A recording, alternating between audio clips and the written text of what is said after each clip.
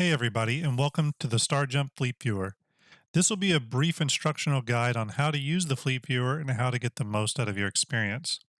Three things to remember about the Starjump Fleetviewer is that we're primarily focused on three things: fidelity, performance, and customization. We'll hit on all three of those throughout this instructional guide, as there are several Starjump Fleet Viewer settings that directly relate to those three, target goals of fidelity, performance, and customization. Another thing to note as we go through this instructional video is that the menus are context sensitive. So the menu, which is based in the upper right-hand corner of your screen, or canvas as we call it, will alter and change depending on what you have spawned and placed out on the canvas.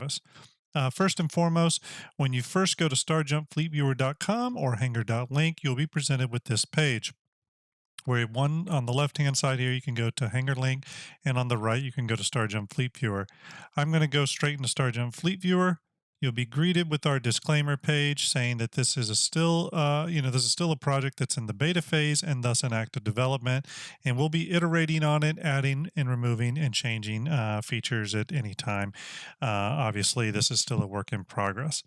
So let's go ahead and just hit this Let's Go button to dive in. You're immediately taken to the canvas. This is your work area. You have some tools up here, and you have the Starjump Fleet Viewer beta logo here, as well as the creator logos as well. Now, don't worry, when you export a 4K wallpaper from your fleet, these logos will not appear, these founder logos. There's just the Starjump Fleet Viewer logo. Now, first and foremost, let's go through the tools and the canvas area. The canvas is essentially the work area that you build your fleets upon. The canvas toolbar, which is right up here, are the tools that allow you to edit the overall canvas attributes. Um, let's go through each button here, and I'll give a brief explanation of what it does. Add ship. This will allow you to manually add both single and multiple ships at a time. The ships will load in at the isometric angle by default. You can close this drawer at any time to go back to the canvas toolbar. But again, once you find the ship you want, you can just click on it and it will spawn.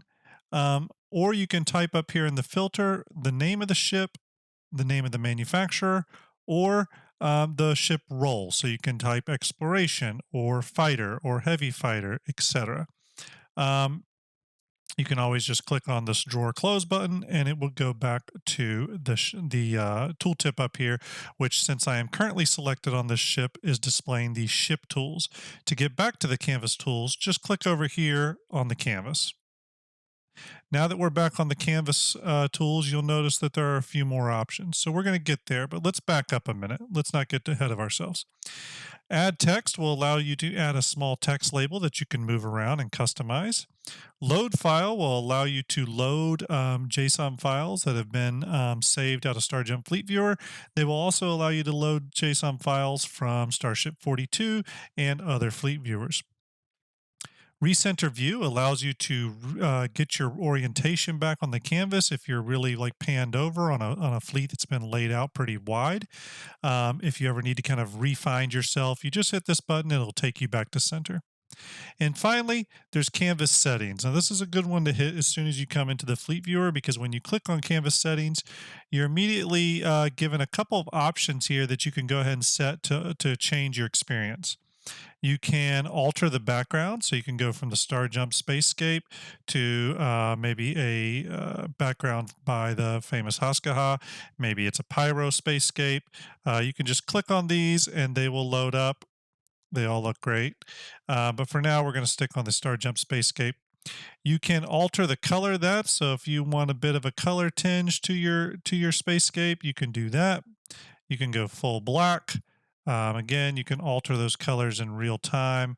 Um, you also can set some default states for ship angle, um, you know, uh, rotation angle if you're in the top view. We'll get to that in a minute.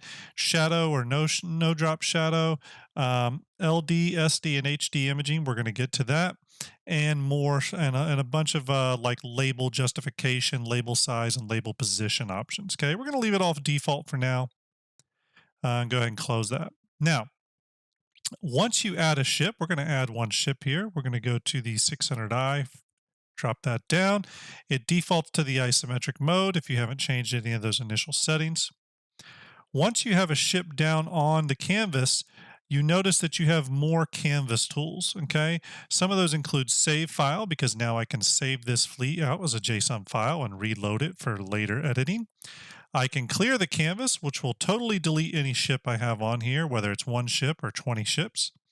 I can do an auto layout.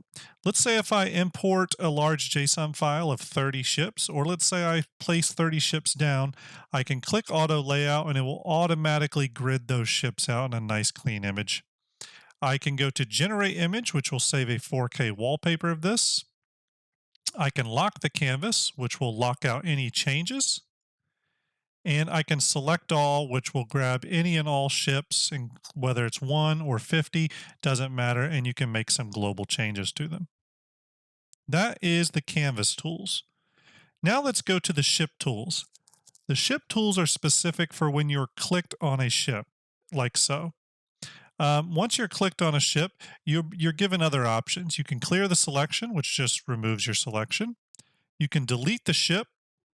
You can move the ship to the back, which we'll get more into that in just a minute. That is a handy feature, though, if you're wanting to position ships over top of other ships. Think if you wanted to place a ship on the deck of a Kraken. You can change the ship angle. You can go from our isometric default angle to a top-down angle. Now notice a little clock icon that appears when I click, and then the front view, and then back to the isometric. Now, once you've seen that clock, that means it's loading the image into your cache. Once it's loaded, anytime you go to an alternate angle, it'll be instantaneous at that point.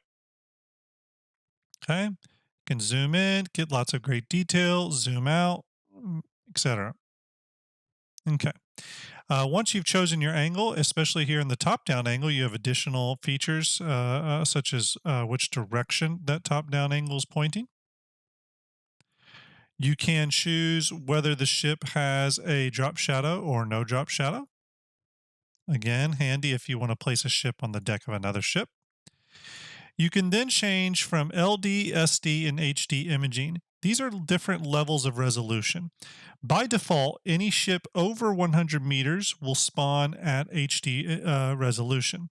I believe our 600i is already in HD resolution, but I can go down to SD, which you can see here is a little bit more pixelated, and then LD, which is a lot more pixelated. Why would you want lower resolution settings? Well, the reason we put those in is if you import a ship fleet that, let's say, is 50 ships big, and you do an auto layout and it grids those out, you're actually going to be viewing those ships a lot smaller because you're going to have a bunch of ships on your canvas. And at that far back of a distance with your camera, LD resolution is perfect. The ship still looks crisp and clean, but since they're all in lower resolution, you get the performance back. If you remember, one of the things I talked about that we were focusing on was performance. So that gives you your ability to move around the canvas quickly. Now, if you were to select all these 50 ships that were up here and hit HD, the ships would look a fraction of a percent better, but it would also slow down because now you're using high-res 4K imagery and thus slowing down the performance. Now, last but not least, we go into ship labels next. You can delete the ship labels or restore them. You can change their position. You can change their justification. And you can change their size from small, medium, large, and extra large. Extra large is great for when you're really zoomed out. Last but not least, you can always go in here and customize the type. You can name your ship. For example, let's call this one the Amazing Origin Ship. Okay, boom. You can name it whatever you want. Okay, you can also, again, if you at any time want to delete a label, you can always restore that. Okay. Okay, so that is basic ship tools here, but let's go in a little deeper on those ship resolutions. So the 600i was placed down at an HD resolution already, but let's go ahead and set another ship down. Let's click on our canvas, go to add ship, and let's add a smaller ship. Let's say let's add a something like, let's find it here. Let's find it. Let's do a ballista. Okay, here's our ballista. Now you'll see the ballista's pretty small. Now at this scale, the ballista looks fine, but when I zoom into it, you'll notice the ballista is pretty aliased and pretty low resolution. By clicking on it, I can click on HD, it'll load, and now it's a nice crisp version of that ship. And you can see I can go back to LD, back to HD. You can see the difference here when I go between the two resolutions. Now let's say I decide to load a file, okay? Let's go ahead and go back to our canvas. We're going to select all, which will grab both ships, and we'll hit delete selected. We're going to hit load, and we are going to then navigate on our hard drive to an area that we have a JSON file. And I will grab that, and I will load that in. Now you'll see here it loads already in an auto, in an auto position format. Sometimes it will do that, sometimes it won't. It depends on how it was saved. If it doesn't, though, you can always just hit the auto loadout or auto position button, and it will lay them out just like this. Now, when you load in a JSON file, it will default to a locked canvas state. You're just going to want to unlock it so you can do further editing. As you'll see, you can scroll, but it's pretty choppy. So the first thing we're going to do is select all, which will grab all of our ships and set them to LD resolution, which at this scale, switching to LD, they're still going to look fine. And then once we do that, we can lock the canvas again. And now you can see we can move, zoom in, pan around quite easily, even with a large fleet. Okay. Another thing you can do at this size is you can select all again. You can switch your angles. Maybe you want them all top down, right? You can alter all their labels at this stage. You can maybe position their labels up top or bottom, change the label size, etc. So there's a lot of customization here. You could delete all the ship labels if you don't want any ship labels to have a nice clean image. Okay. So that's the real point behind the three resolutions. It's for you to dial up the resolution of your fleet to perform the best on your machine, and depends on how many ships you have in your fleet. If your fleet is only 3 ships, you can probably run all of them at HD resolution.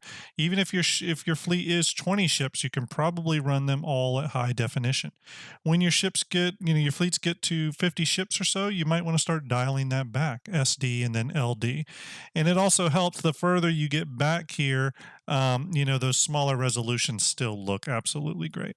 Okay. All right. Last but not least, once you have got a basic fleet set up here, though, you want a 3D file of this. You want to be, or sorry, you want a, all right, once you have your fleet set up, though, you're going to want to generate a wallpaper image to, share with others, etc. You just go to generate image, click on that, and it will save out a beautiful 4K image for your desktop wallpaper or to share with friends. All right, so I hope this brief explanation of the Starjump Fleetviewer helped. There's a lot more you can do with it. We suggest you get in there, play around, have fun with it, and we sincerely hope you enjoy your experience. Stay tuned for more updates and additions to come to Starjump Fleetviewer in the coming months, and thank you all for your support.